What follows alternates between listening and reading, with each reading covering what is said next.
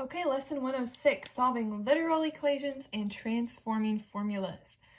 All right, so page 661 says a literal equation is an equation that contains letters instead of numbers.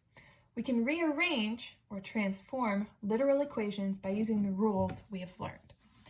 All right, so the best use of these are when you will get into higher math, you'll be dealing with very complicated formulas. And the formulas will change. The formula won't change, but what you're looking for will change. So you want to be able to rearrange your formulas correctly to help you solve for different parts of the formula. Okay, so we're just getting into the basics of that in this lesson. So this says solve for x. X plus a equals b. All right, so you'll notice that we don't have any numbers here. So we're not actually going to get a numerical answer for x. We're going to follow the same rules, but our answer will look very different than it has been in the past. Okay, so you have x plus a equals b. You still want to get x alone because that's what we're solving for.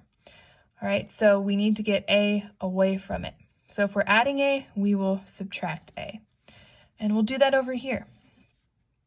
Now we can't actually subtract a from b because those aren't like terms. So your answer is actually x equals b minus a. And that's it. That's your answer. So kind of different from answers we've been getting, but correct. Example 2, solve for x. Okay, a times x equals b. Again, we need to get x alone. We're doing a times x. So to get rid of a, we need to divide it by a. So we need to do that on the other side. So for this one, x will be equal to b over a. And that's it. That's your answer. Okay, bottom of page 661. Formulas are literal equations that we can use to solve certain kinds of problems. Often it is necessary to change the way a formula is written. So this is what I was getting at in the beginning. So this is the same thing, it's just we're using a formula instead of AXB. Solve for W. And this should to you go, well, it should make you think area equals length times width, okay? So if we're solving for W, we need to get W alone. We need to get our L away. So we're going to divide by L on both sides. That'll get rid of it here. So W will be equal to A over L. And that's your answer.